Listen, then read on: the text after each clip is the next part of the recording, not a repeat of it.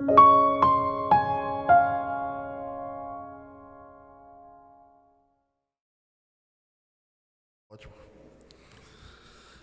Colossenses capítulo 4, a partir do versículo 7, é onde nós temos meditado, né, nessa carta. Nós intitulamos esse trecho de todos pelo reino. Por quê? Nós temos aqui as saudações finais, quando o apóstolo Paulo manda lembrança para a igreja. Olha, fulano mandou lembrança, né? Sabe quando a gente vai, quando eu vou no Ceará, e aí eu vou no sítio, vou lá na casa da minha mãe, aí uma pessoa sempre diz, manda lembrança para fulano. Os irmãos aqui, quando eu saio, alguns dizem, manda lembrança para a dona Cecília, né? Isso é uma saudação, certo? É uma forma de mandar uma saudação, mandar lembrança. E o apóstolo Paulo está fazendo isso, né? Mandando lembranças de alguns irmãos para a igreja de Colossos, mandando saudações, além de também recomendar algumas pessoas a ser recebidas pela igreja em Colossos. Na semana passada, nós estamos repassando aí, na semana passada nós falamos, pode passar, nós falamos sobre essa regra 80-20, vocês lembram qual é essa regra? Que na verdade é uma lei, eu esqueci até o nome, eu estava pesquisando e vi isso. Mas tem uma regra, essa regra 80-20, ela diz que numa igreja existem 80% das pessoas, que a maioria, né? 80% das pessoas da igreja usufruem da igreja, vão aos cultos, frequentam e tudo mais. Porém, apenas 20% é que faz o trabalho acontecer, faz o trabalho girar. E nós falamos na semana passada que conforme a gente lê nessa passagem de Colossenses 4, do 7 ao 18, Deus quer usar cada um de nós no seu reino. Por isso que nós intitulamos Todos pelo Reino. Pode passar, Natan? Vai passando aí bem pela prova, dando glória. Vai passando rapidinho. Tíquico, falamos sobre Tíquico, né? Um dos amigos íntimos do apóstolo Paulo. Pode ir passando. A principal função de Tíquico era ser enviado pelo apóstolo para suprir a necessidade na ausência de algum pastor na igreja e também levar as correspondências. Onésimo, que era o escravo fujão, ele é citado aí pelo apóstolo como um irmão querido, né? E na igreja de Colossos, ele agora seria recebido como um membro daquela igreja, mas também como um irmão, um servo junto com o seu senhor, Filemon. Então tem um escravo e o senhor de escravo juntos na mesma igreja, sendo irmãos, e um tratando um ao outro como filhos de Deus. É um negócio interessante, como o evangelho faz as coisas. Pode passar? Falamos sobre, pode passando aí bem rápido, Aristarco, Marcos e Jesus, que não é o Jesus nosso Salvador, mas é um Jesus que era amigo de Paulo também. Esses três eram únicos judeus que naquela situação estavam juntos com o apóstolo Paulo, que estava preso por causa do evangelho. Pode passar. Volta aí só um pouquinho.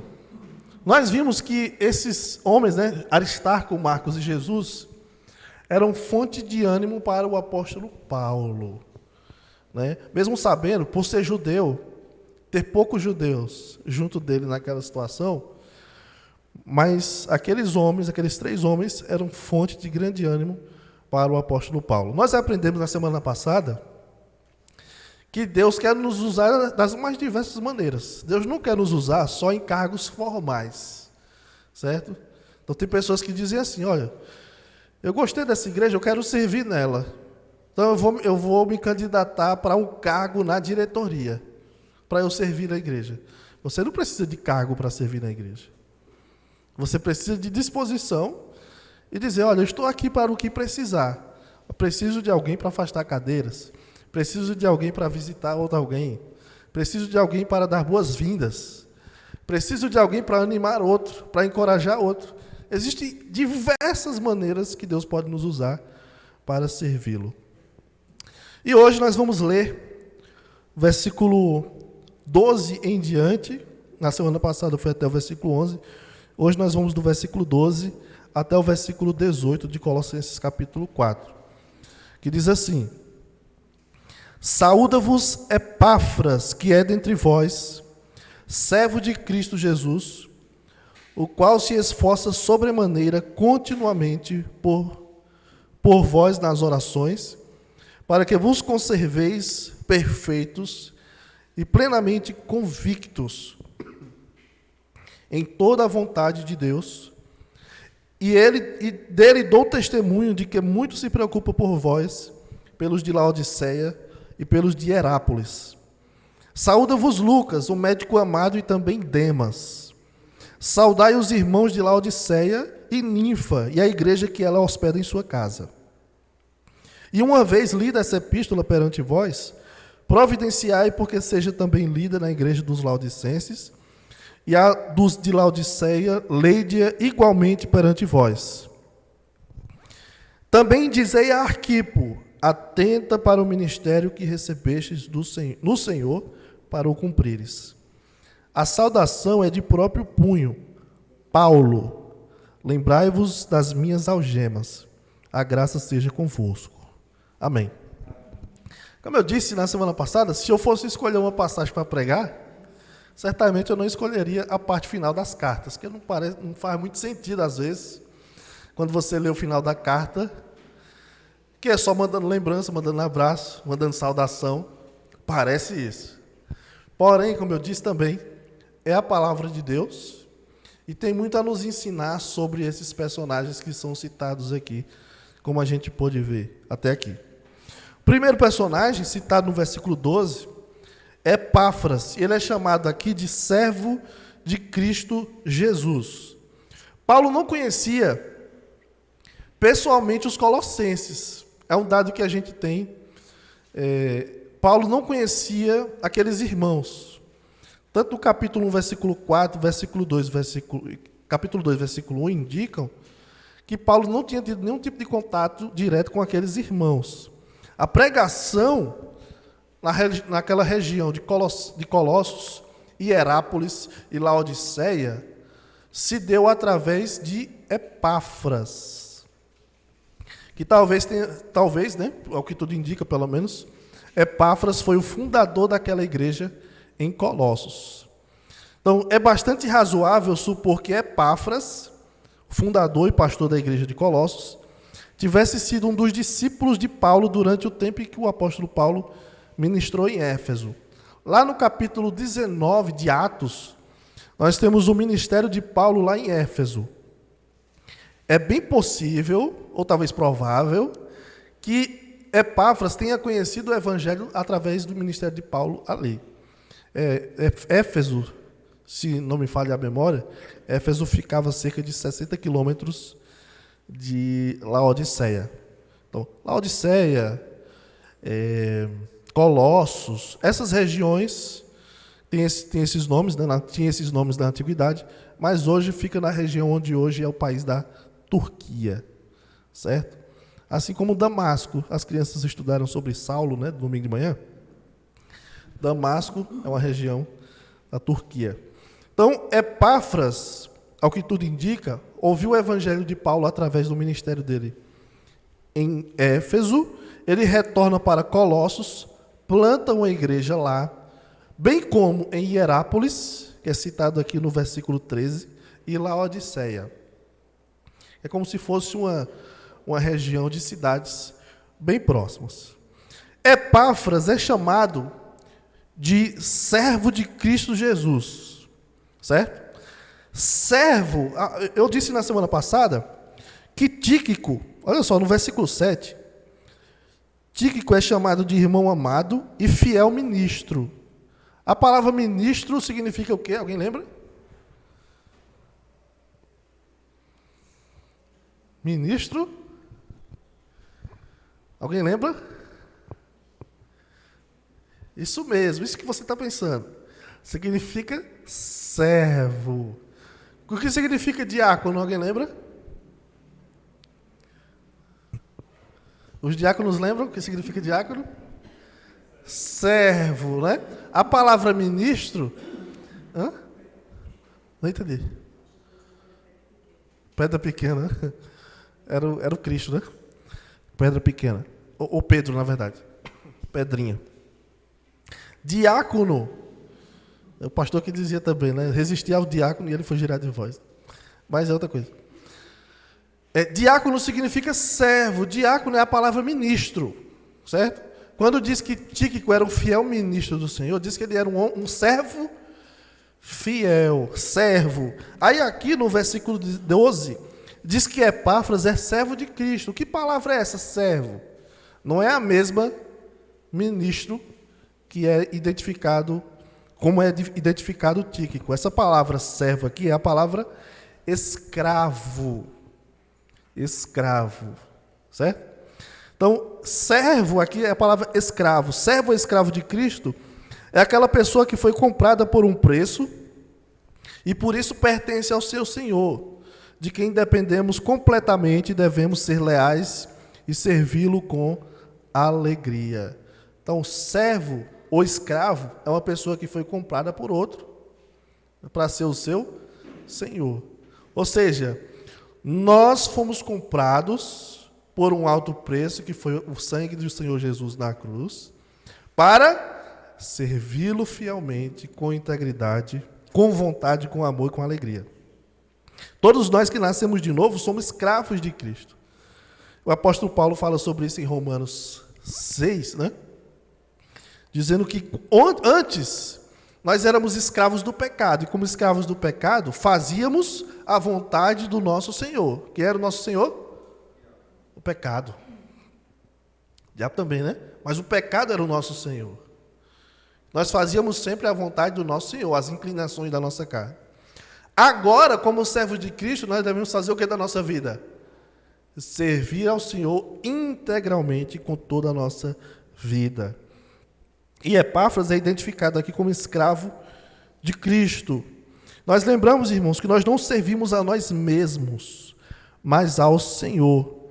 Tanto no capítulo 3, versículo 24, o apóstolo Paulo dizendo para os servos, né, os escravos, olha, vós escravos, entendam, vocês não estão servindo aos seus senhores. Em primeiro lugar, nós estamos servindo ao Senhor Jesus.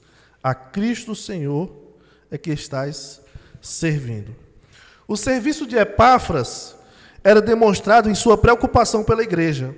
Paulo diz que ele se esforça sobremaneira, continuamente, nas orações pelos colossenses. É isso que diz o versículo 12.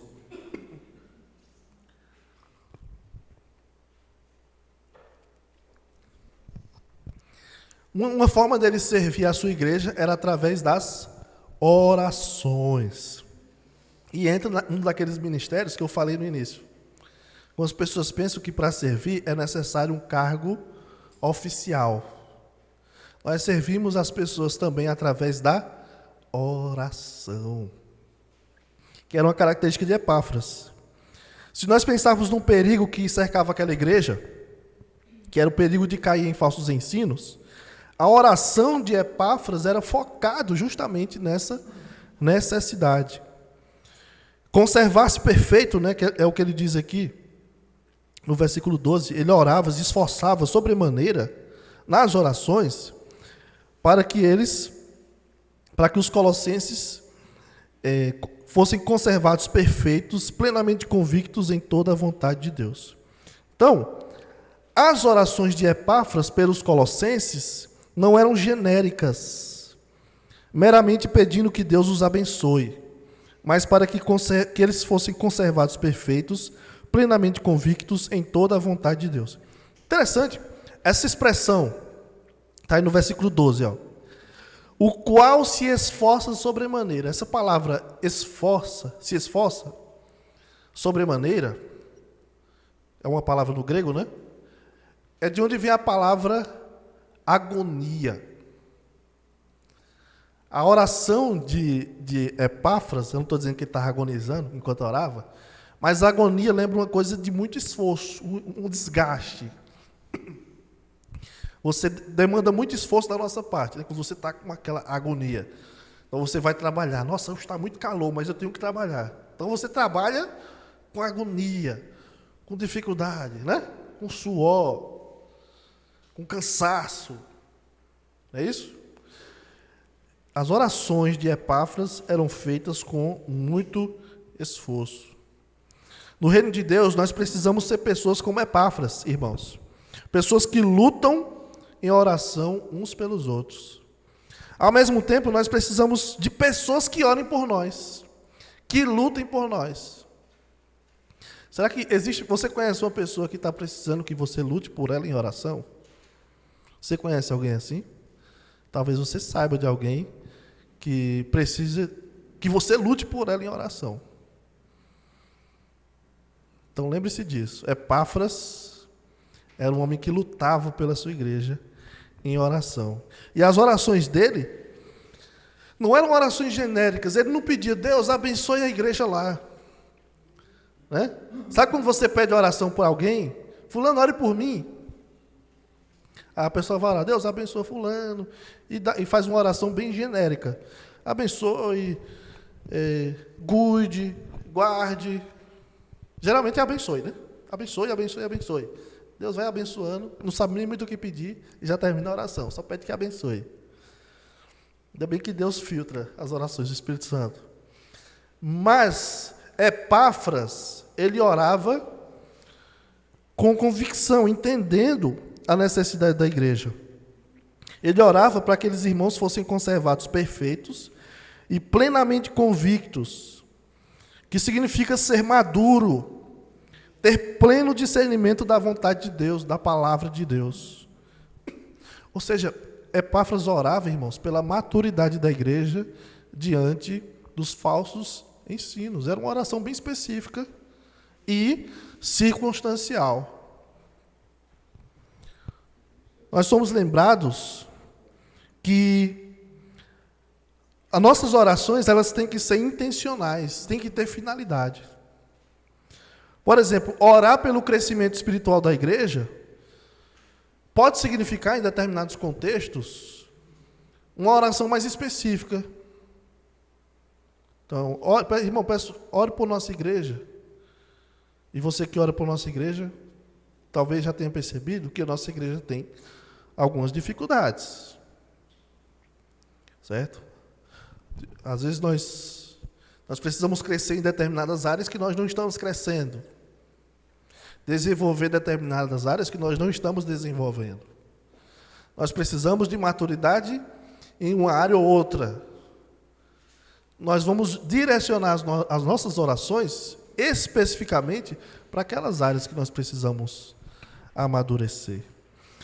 Orar pelo crescimento espiritual da igreja significa sermos específicos em relação à área que ela precisa adquirir maturidade. Por exemplo, orar para que a nossa igreja seja uma igreja mais madura no evangelismo pessoal. Isso é ser específico. Não é orar dizendo, Deus abençoe a nossa igreja. Dá graça para a nossa igreja. Abençoe. É muito vazio, né? Deus abençoe, abençoe, abençoe. Seja específico, Deus.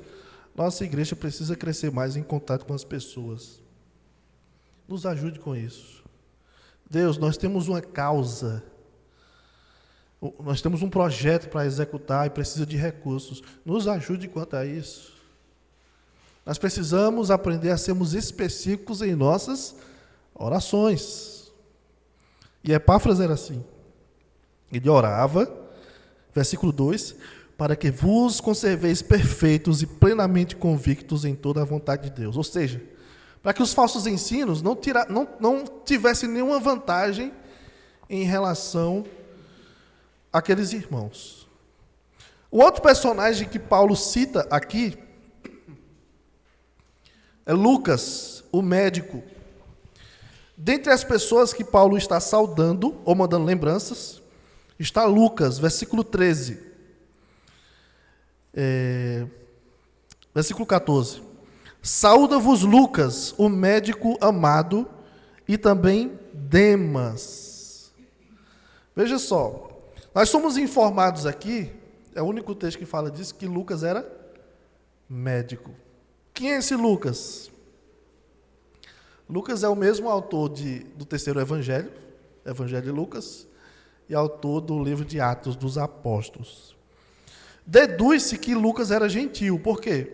Os únicos judeus que estavam com Paulo era quem? Vocês lembram? Isso mesmo. Aristarco, Marcos e o nome do nosso Salvador?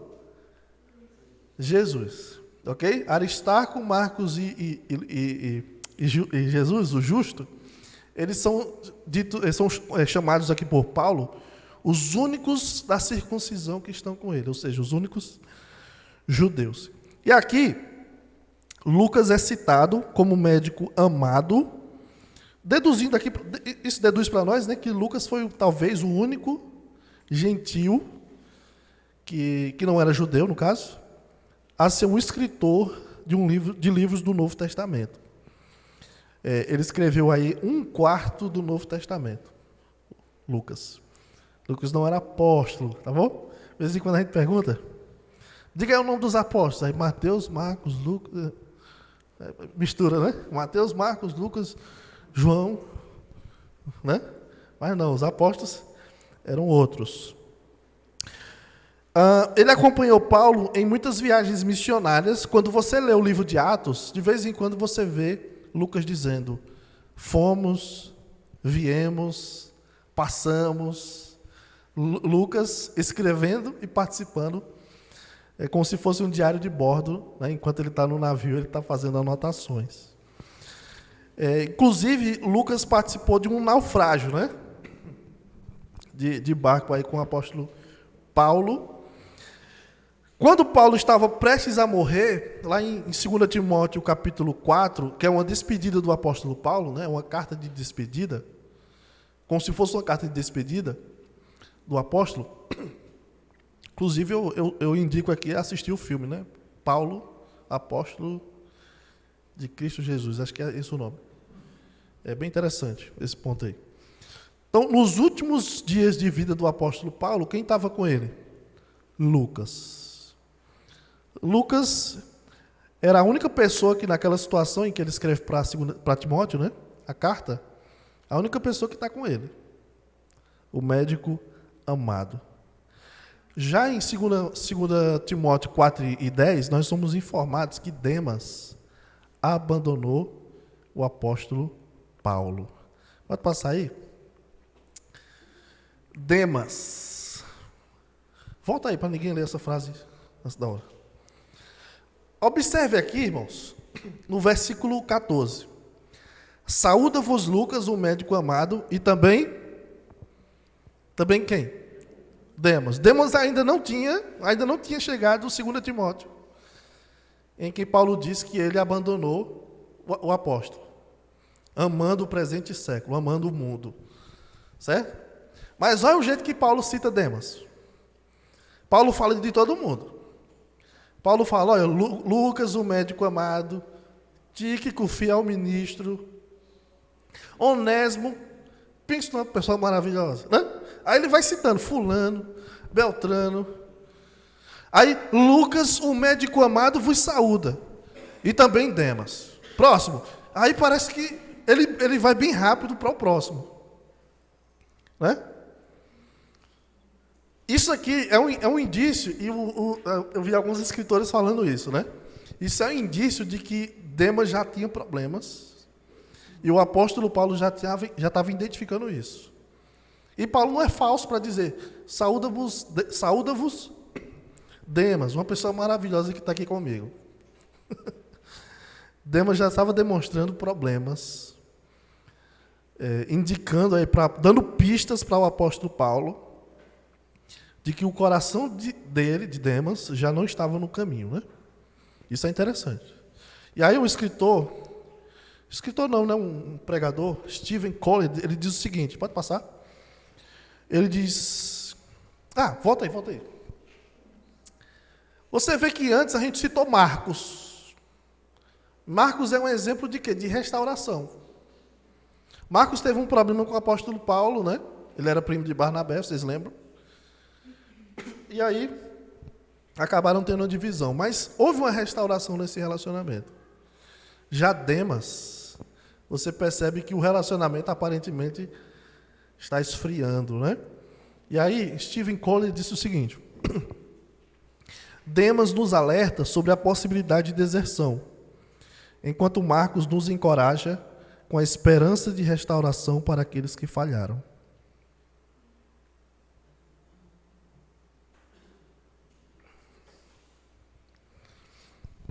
Quer dizer, a gente não sabe, né? A gente anda com pessoas, pessoas andam conosco na fé, na igreja. Mas daqui lá para frente, a gente não sabe o que vai acontecer lá para frente, daqui a alguns anos. Se a pessoa vai permanecer no caminho, se outra pessoa, se uma pessoa que a gente tanto admira hoje na fé, vai permanecer no caminho. Pode acontecer da pessoa desandar na fé, né? No caminho do Senhor. Mas nós somos lembrados também, ao mesmo tempo, que, com o exemplo de Marcos, de que Deus restaura pessoas, Deus restaura relacionamentos quebrados, né? Através da reconciliação em Cristo. Pode passar?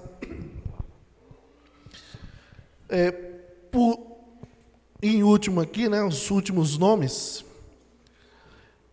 Aqui no versículo 15, o apóstolo Paulo diz assim: Saudai os irmãos de Laodiceia e Ninfa, e a igreja que ela hospeda em sua casa. E uma vez lida essa epístola perante vós, providenciai, porque seja também lida na igreja dos laodicenses, e a dos de Laodiceia, lede-a igualmente perante vós. Essa parte final aqui, ao invés de Paulo mandar uma saudação, que alguém está saudando, né? Fulano está mandando uma saudação. Agora o apóstolo Paulo está mandando uma saudação, está mandando que a igreja faça uma saudação especial para alguém, ou para algumas pessoas. E Paulo cita aqui os irmãos, tanto os irmãos em Colossos, mas também os irmãos em Laodiceia, que eram cidades próximas. Como eu disse, né? Colossos, Hierápolis e Laodiceia eram cidades próximas. E Paulo manda saudações, e tem uma mulher que é citada aqui, Ninfa. Ela é citada como alguém que abriga a igreja em sua casa. E era uma prática bastante comum no Novo Testamento, que as igrejas se reunissem em casas, certo?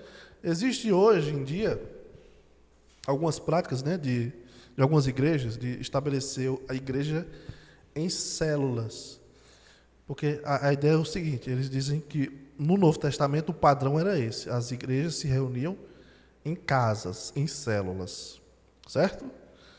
Porém, as igrejas se reuniam em casas, e a igreja pode se reunir em casa, inclusive, né? Mas as igrejas de uma determinada cidade, quando podiam, elas se reuniam todo mundo junto, né? Aonde podiam. Então, existia, desde o Novo Testamento, a ideia de igreja local, igreja de uma cidade, igreja de uma região. Bom? Então, era uma prática bastante comum, se reunir em casa. E Paulo aproveita aqui para ordenar. Pode passar? Paulo ordena que a carta seja lida na igreja dos Laodicenses, e depois que a carta dos Laodicenses fosse lida pelos Colossenses. Então imagine só, o apóstolo Paulo manda uma carta para a Igreja Batista Regular do Catolé, certo? Aí diz, olha, mande essa carta também para a Igreja do Alto Branco. E a gente manda essa carta para a Igreja do Alto Branco. Aí ele diz, olha, e leia a carta da Igreja do Alto Branco, que no caso é a Igreja de Laodiceia, né? Então, Paulo está dizendo, ó, troquem essas informações, leiam essas cartas juntamente. A pergunta é, que carta é essa dos Laodicenses, que é citada no versículo 16? Que carta é essa? Nós temos essa carta na Bíblia? Sim ou não? Nós temos a carta dos Laodicenses na Bíblia? Sim ou não? Temos? Sim ou não? Nós temos a carta, vou perguntar de novo. Nós temos a carta dos Laodicenses na Bíblia, sim ou não? Temos? Cadê? A carta dos Laodicenses da Bíblia. Quem acha que tem? Cadê? Vamos ver se tem. Gênesis, Êxodo, Levítico, Número, Deuteronômio, Josué, Juízes, Ruth. Não tem não achei não. Tem ou não?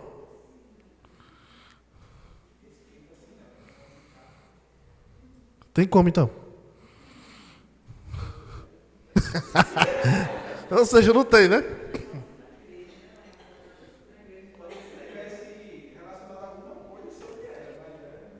Pronto, tem uma carta para a igreja de Laodiceia lá em Apocalipse, né? Muito bem, só essa. É aquela então que Paulo está mandando ler? Foi boa, né? Então vamos lá, tem algumas sugestões sobre isso aqui. Isso aqui é interessante, parece uma coisinha simples, mas isso aqui é... Muito livro foi escrito só para debater sobre isso aqui. Porque tem pelo menos 6 pontos de vista sobre o que é a carta dos Laodicenses. Eu vou trazer aqui para os irmãos, para a gente entender. Vamos lá. A carta dos Laodicenses. Então tem essa primeiro ponto de vista, diz que é uma carta escrita pelos Laodicenses. De acordo com esse ponto de vista, a carta foi endereçada ao apóstolo Paulo. Então não é uma carta que Paulo escreveu para a igreja, mas uma carta que a igreja escreveu para Paulo, e a igreja de Colossos então é incentivada a ler essa carta. Certo? É um ponto de vista. Existe debate. O segundo ponto de vista diz que é uma carta escrita por Paulo quando ele estava em Laodiceia. Por isso que ele diz a carta dos Laodicenses. Paulo estava lá em Laodiceia e escreveu essa carta. E pode ter sido a carta aos Gálatas, que nós temos na Bíblia. 1 Timóteo, ou 1 e 2 Tessalonicenses. Que ele chama de carta dos Laodicenses, ou carta de Laodiceia. É uma possibilidade. Mas tem muitos poréns aqui. Outra opção é uma carta escrita por Paulo a Filemon. De acordo com esse ponto de vista, quem defende isso, diz que Filemon, ele não era de Colossos. Filemon, lembra que é o senhor Dionésimo, certo? Lá de Colossos. E como eu já disse, ele é de Colossos. Mas dizem que ele era de Laodiceia, Filemon. Então não tem aquela carta de Filemon que nós temos na Bíblia? Ela seria uma carta de Laodiceia, porque Filemon seria de Laodiceia. Parece fazer sentido, mas não faz sentido porque Filemon era dessa igreja aqui, de Colossos. Quarta opção, a carta aos Laodicenses, que hoje é conhecida como a Epístola Apócrifa aos Laodicenses. Então tem uma carta, não tem livros apócrifos da Bíblia? Tem de Laodiceia também. Só que ela não é uma carta mesmo, é apenas trechos de escritos, de ditos do apóstolo Paulo. Não é bem uma carta. E pronto. Quinta opção. Essa faz muito sentido, tá? Mas também tem muito debate. A epístola de Paulo aos Efésios. Muitos dizem que a epístola de Paulo aos Efésios é uma carta circular. Eu não sei se os irmãos lembram, a gente estudou aqui todos os livros da Bíblia, aqui na igreja. E quando a gente falou de Efésios, deixa eu ver aqui, rapidão. Gálatas, Efésios. Toda carta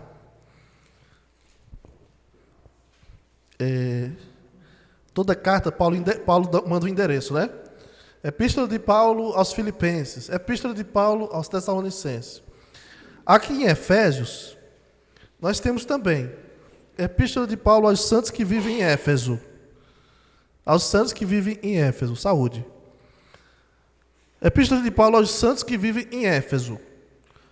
Só que no original não tem essa expressão. Epístola de Paulo aos que estão em Éfeso. Faz sentido pensar que a carta de Laodiceia seja a carta aos Efésios que nós temos na Bíblia. Por quê? A carta aos Efésios é uma carta circular. Ela recebeu o nome, posteriormente, de carta aos Efésios, como a gente tem na Bíblia. Mas ela foi conhecida assim. Mas ela era uma carta circular. Ela não foi escrita para uma igreja, foi escrita para várias igrejas. É esse o sentido. Então ela poderia ser chamada de carta dos Efésios, carta dos Laodicenses, carta dos Campinenses, enfim. Certo? É uma possibilidade. Mas eu não vou fechar a questão. E outra, uma carta aos Laodicenses, mas que está agora perdida. Ou seja, é uma carta que foi perdida, que Paulo escreveu, mas sumiu. É uma possibilidade também. Mas até para isso tem debate. Então tem debate para todos esses pontos de vista. O importante aqui, o que eu queria destacar do versículo 16, é que, pelo menos falando da carta dos Colossenses, que a gente tem em mãos, é que a carta, ela foi direcionada, a carta aos Colossenses foi escrita para quem? Para os Colossenses. Não é carta aos Colossenses? Por que a gente lê? Por que eu estou pregando nessa carta, se foi escrita para os Colossenses? Porque ela não é relevante, ela não era palavra de Deus só para os Colossenses, mas para nós também. É palavra de Deus. Né? Veja que Paulo, ele fala do Antigo Testamento, ele diz o seguinte, o que foi escrito lá atrás, falando do Antigo Testamento, Paulo, apóstolo Paulo, o que foi escrito lá atrás, foi escrito para o nosso ensino.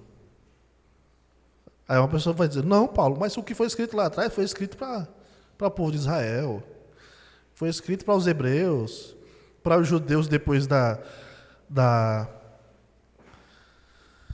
depois do cativeiro babilônico, enfim, do cativeiro assírio.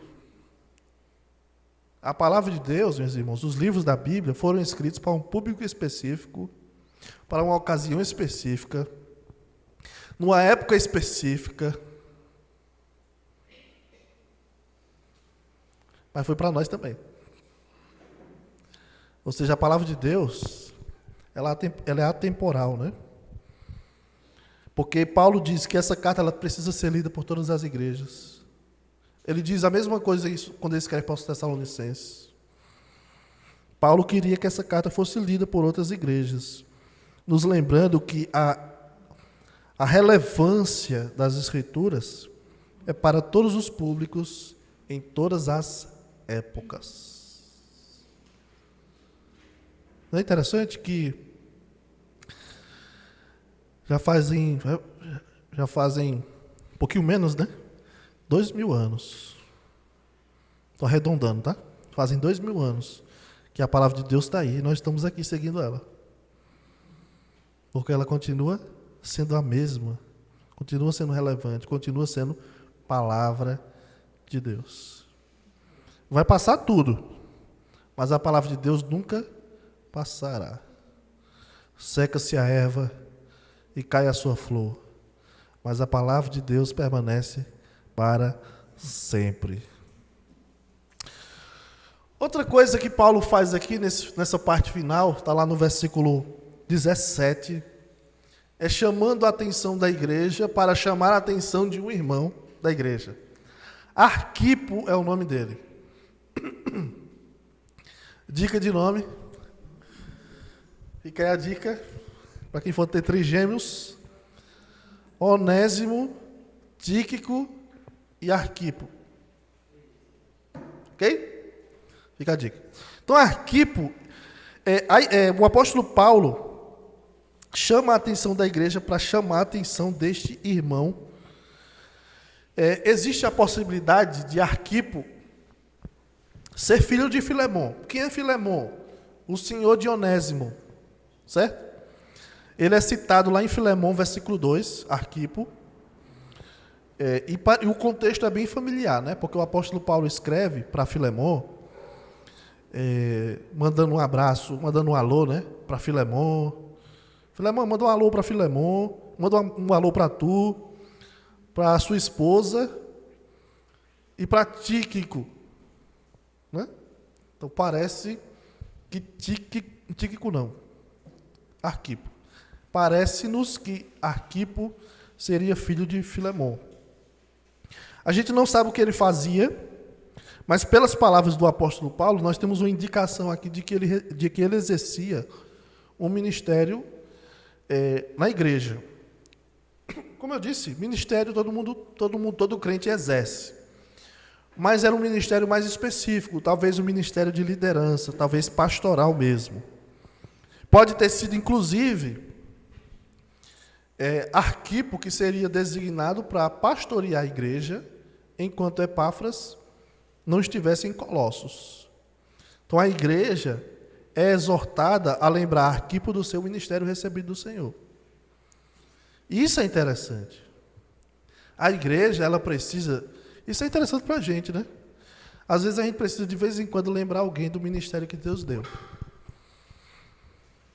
Fulano, tu não acha que tu parou no tempo, não? Vamos servir ao Senhor, irmão. Você não está mais usando seus dons, suas habilidades. O que aconteceu? Não, é porque não sei o que, não sei o que. Irmão, a igreja está chamando você para servir. Não é? O apóstolo Paulo direciona a fala à igreja e diz, olha, diga para Arquipo, diga para ele, atenta para o ministério que recebestes no Senhor para o cumprires. O ministério de alguém, seja um ministério pastoral ou de outra natureza, ele existe no contexto da igreja. Ou seja, é algo que é executado, é realizado para benefício do corpo de Cristo, a igreja, e para o crescimento do reino de Deus. E o fato de a igreja lembrar a Arquipo sobre o seu ministério é uma indicação de que uma capacidade que Deus nos dá, ela é transformada numa responsabilidade no contexto da igreja. O que é que eu quero dizer com isso? Deus lhe deu a capacidade de tocar um instrumento e você não toca na igreja, ou para beneficiar os irmãos. Isso pode ser um problema, porque uma capacidade, uma habilidade, um talento que Deus nos dá, ela se transforma numa responsabilidade para serviço a Deus. Não é só uma habilidade. Poxa, eu sei fazer isso, sei fazer aquilo. Eu sou bom, rapaz, eu sou bom mesmo. Nossa! Mas aquilo se transforma numa responsabilidade. Deus te deu, não foi para você. Deus te abençoa com dons, talentos, ministérios, não para você usufruir deles, mas para ser bênção na vida de outras pessoas, especialmente na igreja. É algo para ser usado e não guardado. Por isso que a igreja é exortada aqui, nós somos exortados a lembrar uns aos outros de nossas responsabilidades. Deus nos deu a capacidade, um talento, um ministério. Nós precisamos ser cobrados por Ele. Precisamos cobrar uns aos outros. Presta atenção no seu ministério que você recebeu para cumprir. As palavras finais do apóstolo, versículo 18, Paulo assina a carta, né? Ele diz que é do próprio punho. A saudação é de próprio punho. 2 pontos. Paulo. Eu queria ver essa assinatura, irmãos. Eu queria ver a assinatura do apóstolo Paulo. Eu acho que era só uma rubrica, né? Só um P. Todo mundo sabia. Paulo. Existem 2 razões para ele deixar isso muito claro, né? É claro que as cartas dele, as pessoas iriam reconhecer, por conhecê-lo, né? Iriam reconhecer os seus escritos. Mas existem 2 razões para ele deixar isso mais claro ainda. Primeira seria marcar a carta autografada como genuinamente paulina, e a segunda, desencorajar a propagação de cartas espúrias, cartas não verdadeiras. Então, quem visse a sua assinatura ia ver, essa carta de fato é de Paulo. Nós temos cartas hoje, nós temos livros, cartas antigas que são chamadas de apócrifos, ou livros pseudepígrafos. Que livros são esses? São livros antigos, e às vezes até da época das Escrituras, mas que não são divinamente inspirados por Deus. Eu não sei se é da época de vocês são tudo novo, mas tinha uma época que saiu uma matéria na capa da Veja, na semana, no domingo ia para o Fantástico. Corpo de Jesus é encontrado. Né? Apareciam muitas essas coisas. Aí foi encontrado um livro do apóstolo Tomé, Evangelho de Tomé. Aí os crentes, meu Deus, então a gente vai ter que colocar aqui. Não é possível, né? O pessoal fica doidinho, abestalhado, os crentes, tudo abestalhado. Eita, acharam uma coisa da Bíblia. Mas, irmãos,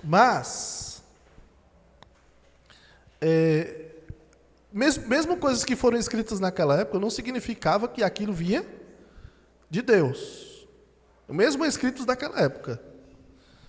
E Paulo fazia isso para deixar claro. Olha, a saudação é de próprio punho. Aí ele assinava. Paulo. Para que fosse reconhecido como um texto fidedigno. Então ele pede... Pode passar, Natan? Ele pede para que os colossenses se lembrem das suas algemas. Né? Ele diz, versículo 18, lembrai-vos das minhas algemas. Outra versão vai dizer, das minhas cadeias. O que é isso? Como é que a gente se lembra das algemas de Paulo? Como é que os colossenses iam se lembrar das algemas de Paulo? Eita, agora eu me lembrei, eu sonhei que Paulo estava amarrado, algemado. É isso? Paulo está dizendo, está pedindo oração. Paulo está dizendo, ore por mim. Ore pela minha situação. O apóstolo Paulo, irmãos, não se vê como um herói.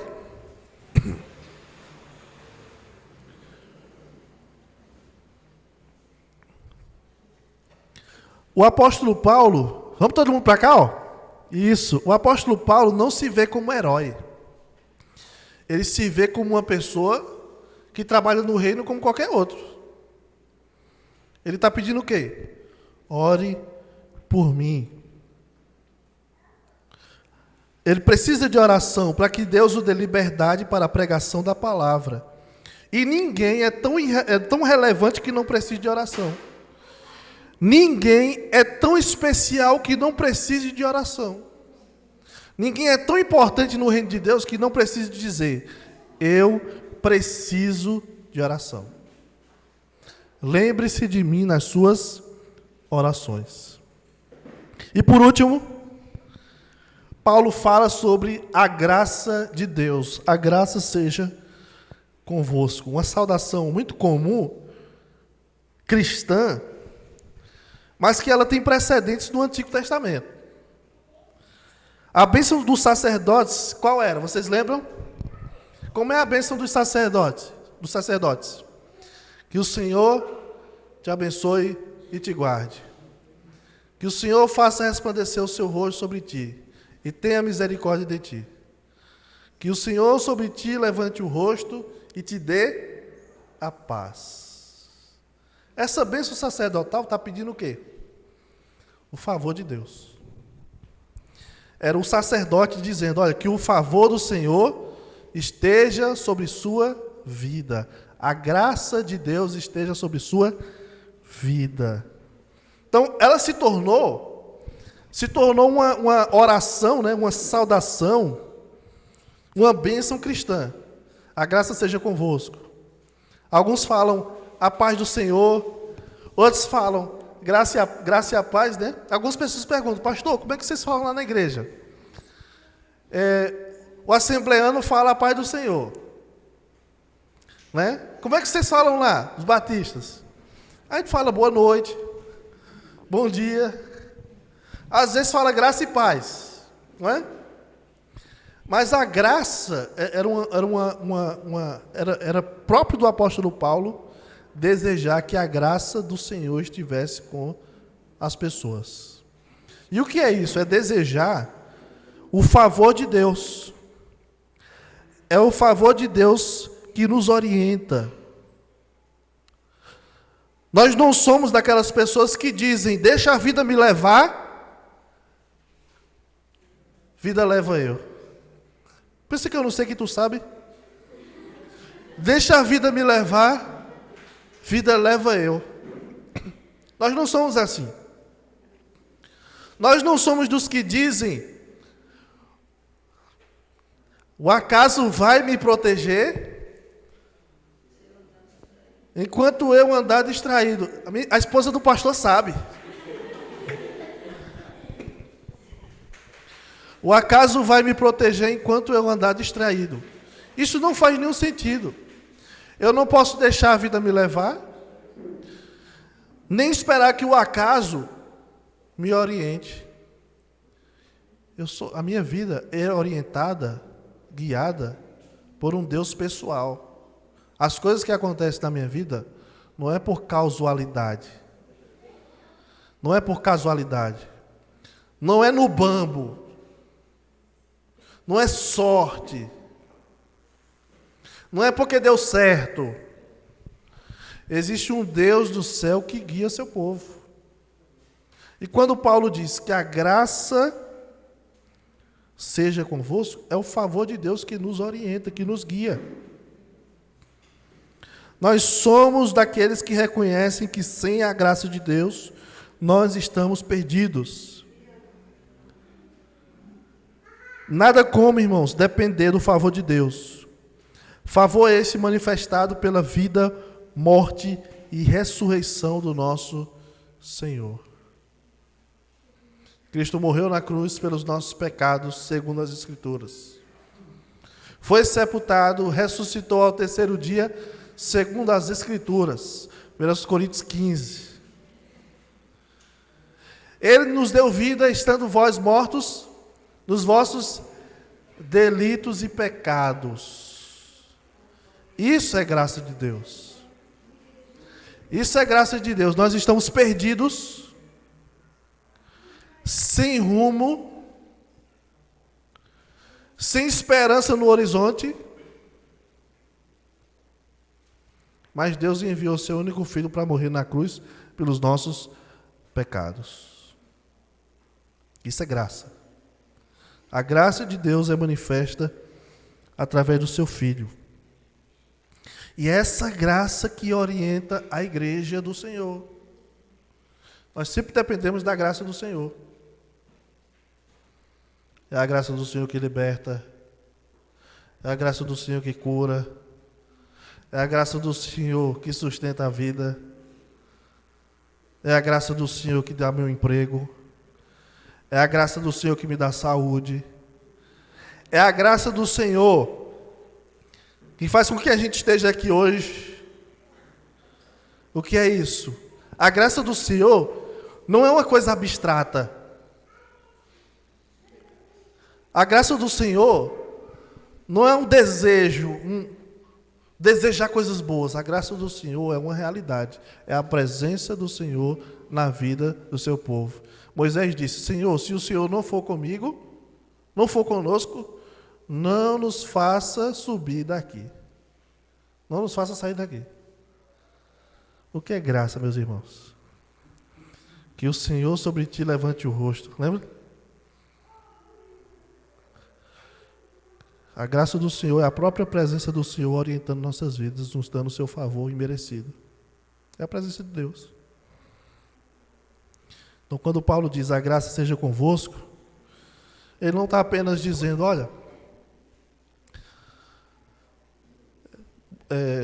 até mais, até logo, Deus abençoe. É uma oração sincera, desejando que o favor de Deus guie a sua igreja. E que seja, irmãos, a graça do Senhor que nos guie para a sua direção. Que seja a graça do Senhor que nos mantenha no caminho do Senhor, através do seu Filho Jesus. Que a gente tenha um cuidado, esse é um cuidado que Paulo fala em Colossenses. Que a gente não acrescente nada ao Evangelho, para fazer com que o cristianismo ele fique mais... como é que eu posso dizer? Para o cristianismo fazer mais sentido para algumas pessoas. Porque às vezes não parece suficiente confiar na graça do Senhor. Então eu tenho que inventar mais coisas. Não, para ser crente, para você ser crente, para você ir para o céu, para você, de fato, ser um filho de Deus, você precisa fazer isso. Quem pergunta isso era o jovem rico, né? O que eu posso fazer para herdar a vida eterna? O que eu posso fazer? E o que a gente pode fazer para herdar a vida eterna?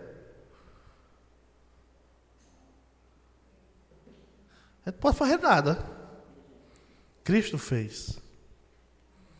De uma vez por todas. A graça está aí, ela vem por meio da fé. Eu só creio. Mas como eu disse, para algumas pessoas isso parece muito pouco. É só crer. É só crer. Crê somente e viverás. É só crer. Não, mas eu acho que tem que fazer mais. Já sei, para ser crente, para ser um crente verdadeiro mesmo, vamos fazer mais coisa. As irmãs não vão mais usar calça. Para a gente ser crente mesmo. Para conseguir a santificação e ir para o céu. Os homens não vão mais usar barba. Algumas igrejas fazem, né? As irmãs vão usar umas roupas túnicas. Para manter a santificação. Já sei, para eu ir para o céu, para eu ser mais santo, eu vou dar mais dinheiro para a igreja. Não, para eu ser mais santo, eu vou procurar no Google. Porque é muita coisa. Você não precisa. Crer no Senhor Jesus. Basta crer no Senhor Jesus. Ele é suficiente para nos salvar e nos manter no caminho. Essa é a tônica de Colossenses. A graça do Senhor é suficiente. Cristo é suficiente. E a sua graça é maior do que qualquer outra coisa. Amém. Muito obrigado, Senhor, por tua palavra. Nós possamos, Deus, depois de ouvir isso, essas 2 semanas, possamos, Senhor, sermos crentes engajados em servir ao Senhor e à tua igreja. Toca, Deus, em nossos corações, para que nós não desprezemos o Senhor, o teu Filho Jesus e o teu corpo, que é a igreja. Nos ajuda, Senhor, também, para que nós possamos confiar no sacrifício único de Cristo na cruz. Que a gente não venha acrescentar nada à obra do Senhor, que é suficiente para nos salvar e nos manter seguros.